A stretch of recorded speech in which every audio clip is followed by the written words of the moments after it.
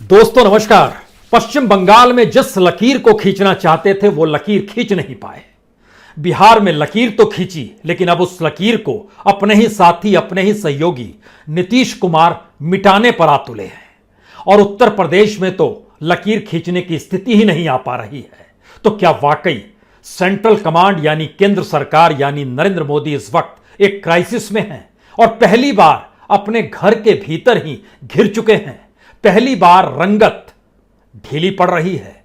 पहली बार जो दिशा निर्देश बीते 7 वर्ष में इस देश के हर राज्य को वो देते रहे, वो तमाम स्थितियां कमजोर पड़ने लगी है। और ये एक ऐसी स्थिति आ गई है जहां पर अब उन्हें नजर आने लगा है, अगर उत्तर प्रदेश फिसल गया, अगर बिहार में उनकी नहीं चल पाएगी, नीतीश का चेहरा बड़ा होगा। और बंगाल के भीतर ममता बनर्जी के सामने वहां के गवर्नर भी घुटने टेक देंगे, तो फिर वह कद और वह सीना और वो रंगत कहां बचेगी, कैसे बचेगी? दरअसल ये सियासत के ऐसे पन्ने हैं, हमें लगता है, जिसे आज खोलने की जरूरत है। क्योंकि इस देश की अर्थव्यवस्था को लेकर जितनी नाजुक स्थिति से यह देश गुजर रहा है, आज उसके जिक्र करने की जरूरत नहीं है। हर कोई अपने तरीके से इस देश के भीतर में बीजेपी को और केंद्र सरकार को अब कटघरे में अगर खड़ा करने की स्थिति में आ चला है, तो उसकी वजह क्या है? क्योंकि इस देश के भीतर में बीजेपी का मतलब, आरएसएस का मतलब, सरकार का मतलब सिर्फ एक ही नाम बीते 7 वर्ष से रहा है, वो नाम नरेंद्र मोदी का है। लेकिन ध्यान दीजिए, कितनी भी पहलकदमी अपने तौर पर राज्यपाल करते रहे, 2-2 बार दिल्ली आए गवर्नर पश्चिम बंगाल के, लेकिन उनकी नहीं चली। गृहमंत्री से मिले, राष्ट्रपति से मिले, चाहते थे कोई रिपोर्ट निकले, एनएचआरसी से मुलाकात की, नेशनल ह्यूमन राइट कमीशन, वहां भी मुलाकात की, कानून व्यवस्था का मुद्दा भी उठाया, लगा कुछ तो पहल होगी और राष्ट्रपति शासन की दिशा में पश्चिम बंगाल को ले जाया जा सकता है, इसकी कोई रिपोर्ट तो बनेगी, लेकिन रिपोर्ट नहीं बन पाई। सवाल यह नहीं है कि पश्चिम बंगाल में चुनावी हार के बाद भी जिन लकीरों को खींचने की दिशा में केंद्र सरकार बढ़ रही थी, वो बढ़ नहीं पाई। असल सवाल तो यह है कि बिहार और यूपी में क्या हो रहा है। यूपी के भीतर में अभी तक जो भी संगठन तैयार किया दिल्ली ने, बीजेपी के हाईकमान ने, या फिर पीएमओ के जरिए, या फिर गृह मंत्री के जरिए, उस संगठन के पास कोई पावर नहीं थे, लेकिन रिस्पॉन्सिबिलिटी थी। योगी ने अपने तौर पर अपनी सरकार से जुड़े हुए नौकरशाहों को साफ तौर पर सारे पावर दे दिए, लेकिन कोई रिस्पॉन्सिबिलिटी नहीं थी। यानी जो संगठन उत्तर प्रदेश में बीजेपी का चल रहा था और बीजेपी का चल रहा है, उसको लेकर दिल्ली इसी भरोसे में रही, संगठन के जरिए सरकार को बांधा जा सकता है, योगी सरकार को अपनी दिशा में लाया जा सकता है। शायद यही वजह भी रही कि जैसे ही केंद्र सरकार की तरफ से या हाईकमांड की तरफ से दिल्ली से इशारा हुआ, केशव प्रसाद मौर्य बोलने लग गए। उन्होंने साफ तौर पर कहा कि उत्तर प्रदेश के चुनाव के बाद वहां के मुख्यमंत्री का ऐलान होगा, लेकिन उनके दरवाजे पर खटखट शुरू हो गई। वो दरवाजा खटखटाने वाला शख्स और कोई नहीं, चंद फरलांग की दूरी पर रहने वाले राज्य के मुख्यमंत्री योगी आदित्यनाथ थे। और योगी आदित्यनाथ ने उनके घर पहुंचकर समझाया, दिल्ली के कमांड पर कब तक चलोगे, साथ ही खड़े हो जाओ, उत्तर प्रदेश में तो हमें और तुम्हें सियासत करनी है, दिल्ली के इशारे पर नाचना छोड़ दिया जाए। केशव प्रसाद मौर्य भी समझ गए कि उत्तर प्रदेश की सियासत को साधना है तो अकेले वह भी नहीं साध सकते हैं। आरएसएस भी समझ गई कि मौर्य को भी साथ लीजिए, योगी आदित्यनाथ को भी साथ लीजिए, क्योंकि इस जोड़ी के भीतर अगर दिल्ली हाईकमांड का चेहरा ले आइएगा तो भी चुनावी जीत मिल जाएगी, ऐसी स्थिति दिखाई नहीं देती है। और उसकी सबसे बड़ी वजह है कि उत्तर प्रदेश के भीतर नहीं बल्कि देश के भीतर भी कोविड से जितनी बड़ी तादाद में लोगों की मौत हुई है, उन मौतों को छुपाया गया क्या? क्योंकि आरटीआई के जरिए ही जो जानकारी निकल कर आई उत्तर प्रदेश के बारे में 9 महीने की, यानी मार्च तक की, पिछले साल और इस साल के मार्च तक की जो जानकारी निकल कर आई और जिसको समाजवादी पार्टी के नेता अखिलेश यादव ने सामने रख दिया, तो उन्होंने साफ कहा 43 गुना ज्यादा लोगों की मौत हुई है। अब आप कल्पना शुरू कीजिए कि वाकई अगर इस देश के भीतर में इतनी बड़ी तादाद में मौतें हुई होंगी, क्योंकि सरकार द्वारा दी गई आरटीआई का जवाब था वो, इतनी संख्या में मौत हुई। अगर इस देश के भीतर में आज की तारीख में सरकार कहती है लगभग 3 लाख 90,000 लोगों की मौत हुई, तो इसको अगर गुना करते चले जाइएगा तो हो सकता है यह गुना करते हुए आप 50 लाख से 1 करोड़ के बीच पहुंच जाएं। इतने लोगों की मौत में कितने लोग इस देश के भीतर प्रभावित हुए होंगे। केंद्र सरकार ने कहा राशन फ्री दे रहे हैं, इससे काम चल जाएगा और 80 करोड़ लोगों को नवंबर तक राशन फ्री दिया जाएगा। आरएसएस का सवाल था राशन से काम कैसे चलेगा।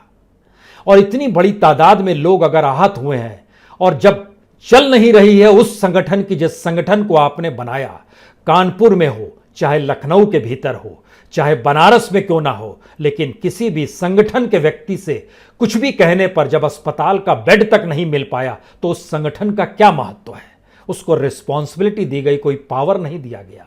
और संगठन और सरकार के बीच जब पट नहीं रही है और जब चुनाव सामने आकर खड़े हैं तो सरकार अगर चेहरा है, उसका कामकाज ही चेहरा है, तो फिर संगठन क्या काम करेगा और संगठन को कोई महत्ता कैसे मिलेगी।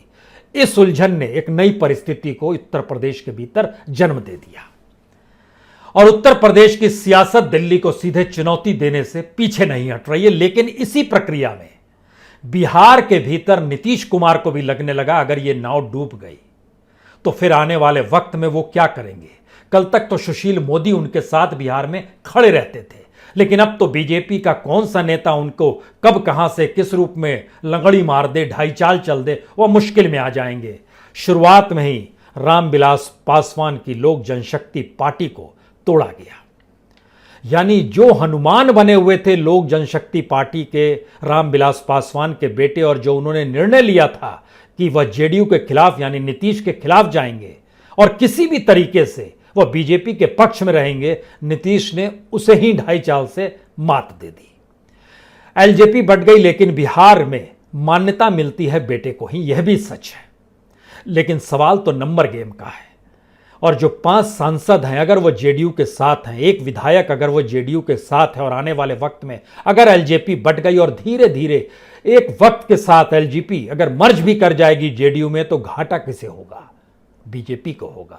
बीजेपी ने इतने बरस की मेहनत जो की, वो मेहनत किसी रंगत में नहीं आ पाई। ये ठीक वैसे ही है जैसे जो मेहनत यूपी को लेकर संगठन खड़ा करके की और वहां पे सुनील बंसल को भेजा गया, वहां पर संतोष जी को भेजा गया जो संगठन देख रहे हैं, राधा मोहन जी की रिपोर्ट तैयार कराई गई, गवर्नर आनंदीबेन को बनाया गया, लेकिन वो सारी मेहनत बेकार है। और ठीक इसी तरीके से पश्चिम बंगाल में गवर्नर जो मीडिया के भीतर जाते रहे, मीडिया के प्रोग्राम्स में गए, लगातार कहते रहे, लगा ही नहीं कि कभी वह गवर्नर है, वो हर वक्त एक पॉलिटिशियन दिखाई दिए। यानी संवैधानिक लकीर गवर्नर हाउस के सामने बड़ी धूमिल पड़ती चली गई, उनका अंदाज बोलने का सियासी लगा। तो क्या वाकई हाईकमांड दिल्ली में जो बैठा हुआ है उसकी रंगत कमजोर पड़ रही है, वो क्राइसिस में है? क्योंकि इन पन्नों को जब और टटोलना शुरू कीजिएगा तो आपके सामने कुछ जानकारी और निकल कर आएगी। ये जानकारी बहुत साफ है। अगर दिल्ली से पीएमओ संगठन को लेकर काम कर रहा था, उत्तर प्रदेश में सुनील बंसल, बीएल संतोष काम कर रहे, तो ध्यान दीजिए केशव प्रसाद मौर्य जो 7 कालिदास मार्ग में रहते हैं और 5 कालिदास मार्ग में जब योगी आदित्यनाथ रहते हैं, बीते 4 साढ़े 4 बरस में वो कभी उनके घर नहीं गए। अभी क्यों गए? एक बात। दूसरी बात, उनके साथ आरएसएस के 2 लोग भी थे जो बड़े महत्वपूर्ण हैं। दत्तात्रेय होसबोले जो दूसरे नंबर पर आते हैं, और एक लिहाज से यह पूरे संघ के पूरे संगठन को देखने का काम इन्हीं के मातहत आता है। और कृष्ण गोपाल जी संघ और सरकार के बीच में उस कड़ी को संभालते हैं जिसमें तालमेल बना रहे, और वह उस मीटिंग में साथ थे। हालांकि दिनेश शर्मा भी साथ थे, हालांकि बीएल संतोष भी साथ थे। आप कह सकते हैं वो दिल्ली हाईकमांड के जरिए आए थे। लेकिन फिर वही सवाल है, चुनाव केंद्र के नहीं हो रहे हैं, चुनाव तो यूपी में हो रहे हैं और यूपी का चेहरा योगी ही रहेंगे। इसको लेकर खामोश मान्यता केशव प्रसाद मौर्य ने भी दे दी। जब उन्होंने बोलना शुरू किया था तो कहा था कि दिल्ली का इशारा है, अब खामोशी बरत ली गई है तो कहा जा रहा है इस मीटिंग का एक नया इशारा है। इस इशारे के बीच की जो लाइन पढ़नी शुरू कीजिएगा तो ध्यान दीजिए, जो उत्तर प्रदेश में हिंदुत्व का चेहरा अगर योगी है तो फिर से उन्हीं मुद्दों को वह उभार रहे हैं। धर्मांतरण का मुद्दा झटके में गाजियाबाद से निकला और अलीगढ़ तक पहुंच गया, और अब यह उत्तर प्रदेश की सियासत में कुछ और नए घोल घोलेगा। इस चुनाव के भीतर में जो भी नए नए प्रयोग हो रहे होंगे उसमें दिल्ली कहां फिट बैठेगी, यह सोचने की बात है। तो क्या दिल्ली कमजोर हो रही है? और नीतीश कुमार अपनी संख्या को बढ़ाना चाहते हैं। वो जान रहे हैं कि आज एलजेपी टूटी है, कल कांग्रेस के 10 एमएलए भी साथ आ सकते हैं, और परसों अगर आरजेडी भी कुछ टूट गई तो उनकी संख्या बीजेपी पर भारी पड़ जाएगी। और जब भारी पड़ जाएगी तो वह और मजबूत हो जाएंगे। वो और मजबूत हो जाएंगे तो बीजेपी की बिहार में नहीं चलेगी, उनके नेताओं की बिहार में नहीं चलेगी, जो केंद्र से बिहार भेज दिए जाते हैं और उसके बाद उनको मंत्री तक बनाना पड़ता है, यह भी नहीं चलेगी। तो क्या यह एक नई परिस्थिति है, या इस नई परिस्थिति के भीतर में पहली बार जो कोविड महामारी को लेकर राहुल गांधी ने सवाल खड़े किए, उन्होंने साफ तौर पर बार बार चेताया, इसलिए कि वो जानते हैं केंद्र सरकार सक्षम नहीं है। अब तीसरी लहर का जिक्र वो जब कर रहे हैं तो इस बात का जिक्र भी करते हैं कि इस वक्त आपको तो सारा इंफ्रास्ट्रक्चर झोंक देना चाहिए, लेकिन इंफ्रास्ट्रक्चर के लिए पैसा चाहिए, इंफ्रास्ट्रक्चर के लिए विजन चाहिए, इंफ्रास्ट्रक्चर के लिए एक पूरा ऑर्गेनाइज्ड संगठन चाहिए जिसमें वैज्ञानिक जुड़े हुए हों, जिसमें डॉक्टर्स जुड़े हुए हों, जिसमें किस रूप में एडमिनिस्ट्रेटिव वर्क को इंप्लीमेंट करना कराना है, यह मनस्थिति जुड़ी हो। लेकिन जब पीएमओ में सारी चालें सियासी हो और सारी चाल चुनाव जीतने के इर्द गिर्द घूमती फिरती हो, तो फिर ऐसे में राहुल गांधी जो भी कहेंगे, कल की स्थिति में इस देश के भीतर में वह स्थिति आएगी तो दोषी कौन होगा और किसके पक्ष में लोग कहेंगे कि आपने उनकी बात क्यों नहीं सुनी, यह भी बीते 2 लहर के वक्त छुपा हुआ नहीं है। यानी इस देश के भीतर का बेसिक इंफ्रास्ट्रक्चर डगमगाया हुआ है। आपके पास ऐसी कोई चीज नहीं बच पा रही है जिससे आप इस बात का दावा कर सके कि हम चीजों को संभाल लेंगे। शायद यही सबसे बड़ी वजह है जिसमें आपके हाथ से लगाम फिसल रही है, आपके हाथ से गवर्नेंस किसी रेत की तरह निकलता चला जा रहा है, और उसके लिए एक लंबी फहरिस्त है। इस फहरिस्त को भी ध्यान से देखिए। आपको $5 ट्रिलियन की इकोनॉमी होना था, आज की तारीख में आप $3 ट्रिलियन पे ही अटके हुए हैं, जो 2025 तक हो जाना था। कोविड से पहले यह आर्गुमेंट बार बार चल रहा था, दुनिया भर के इकोनॉमिस्टों का कहना था आप 2025 में भी लगभग $2.6 लाख से आगे नहीं जा पाएंगे। कोविड के दौर में इकोनॉमी और नीचे गई और तकरीबन 200 से 300 अरब डॉलर और कम हो गए आप ही की पूरी इकोनॉमी में। जीडीपी भारत की 2011 के बाद से सबसे नीचे है। महंगाई 2011 के वक्त तक पहुंच गई है। 2011 का वक्त इसलिए महत्वपूर्ण है क्योंकि उस वक्त बीजेपी महंगाई को लेकर संसद से सड़क तक हंगामा करती थी, और जिस तरीके से जनता उसकी भावना से जुड़ जाती थी, आज कोई हंगामा नहीं है, शोर नहीं है, लेकिन महंगाई के बोझ तले हर कोई दबा जा रहा है, क्योंकि महंगाई का बोझ भी है, बीमारी में इलाज ना मिलने का स्थिति भी है, और इन सब के बीच रोजगार भी नहीं है, क्योंकि रोजगार भी बीते 45 बरस नहीं, अब उस इतिहास को भी तोड़ चुका है। क्योंकि जिस वक्त 45 बरस का रिकॉर्ड टूटा था, उस वक्त इस देश के भीतर की जो बेरोजगारी स्थिति थी वह 10% के नीचे थी, आज ये 14% तक शहर में पहुंच चुकी है।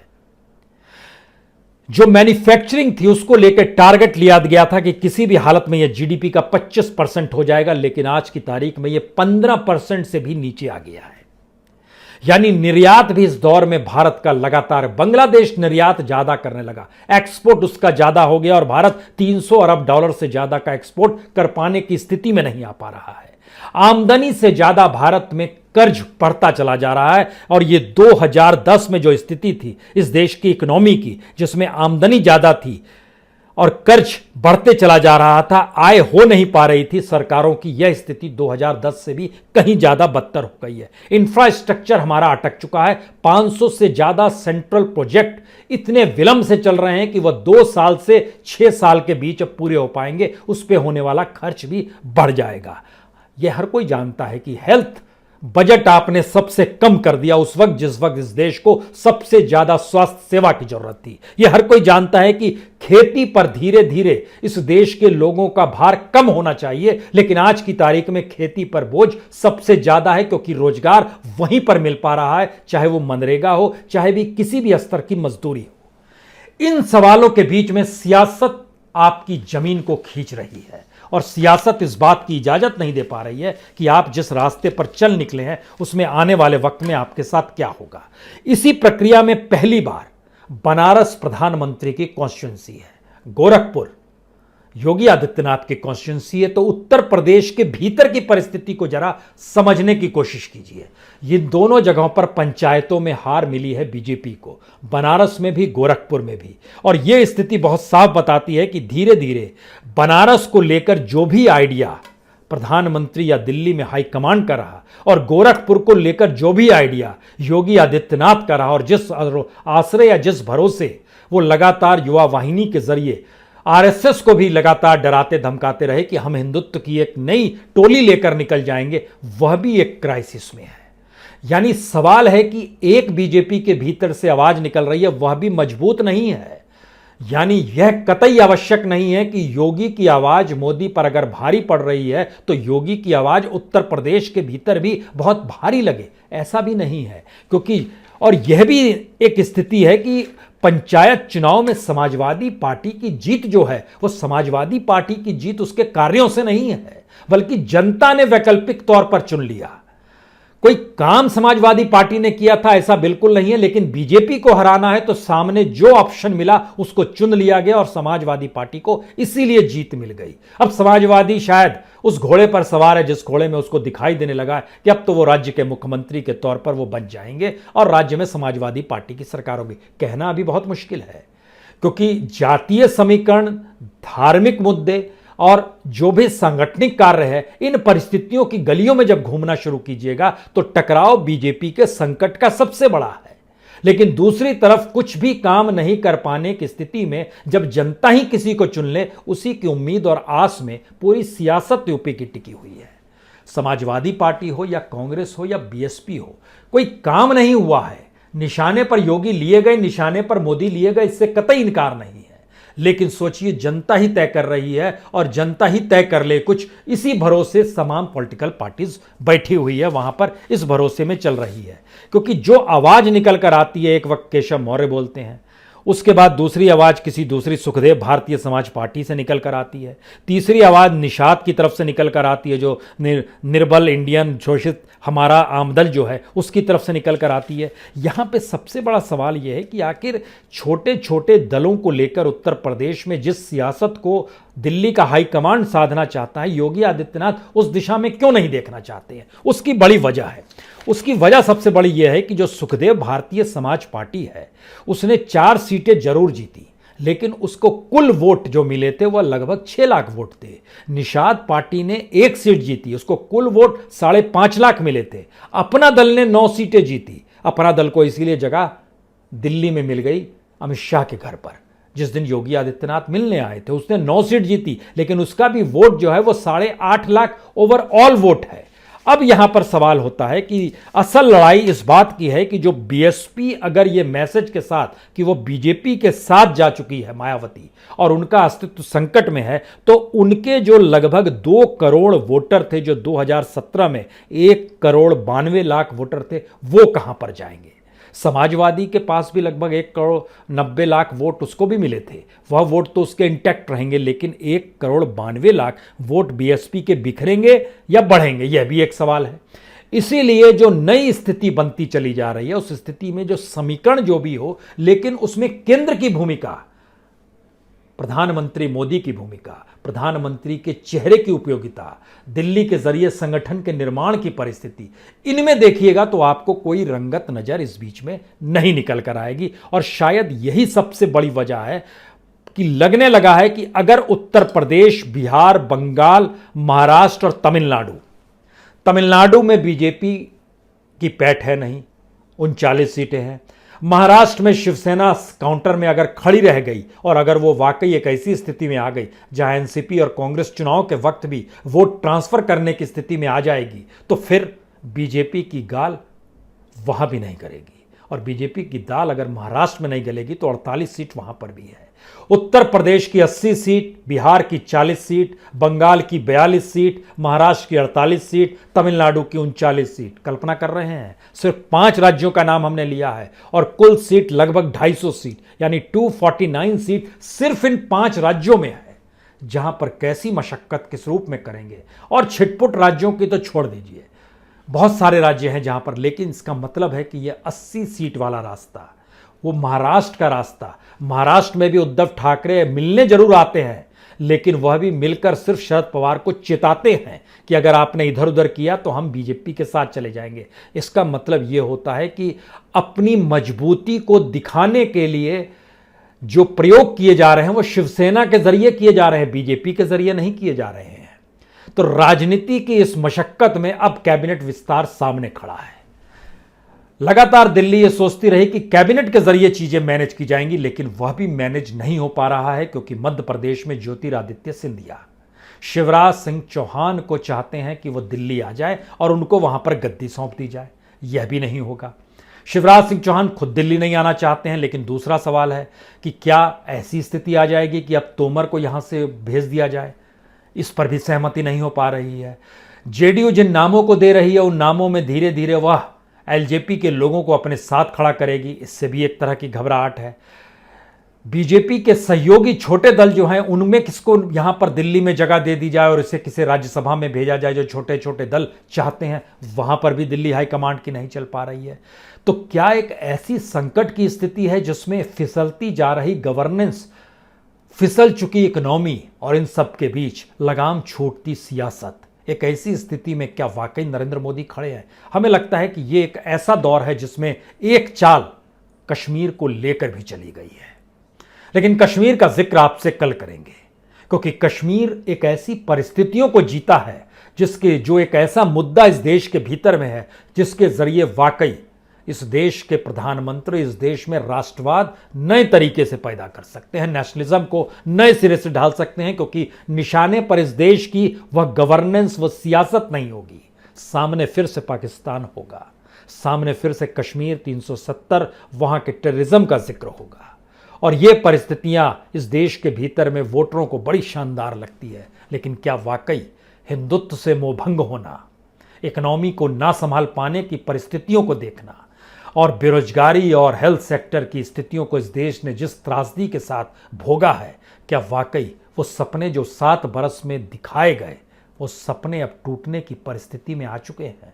ये एक सवाल है, लेकिन कल आपसे मिलेंगे कश्मीर के सवाल को लेकर। बहुत बहुत शुक्रिया, बहुत बहुत शुक्रिया।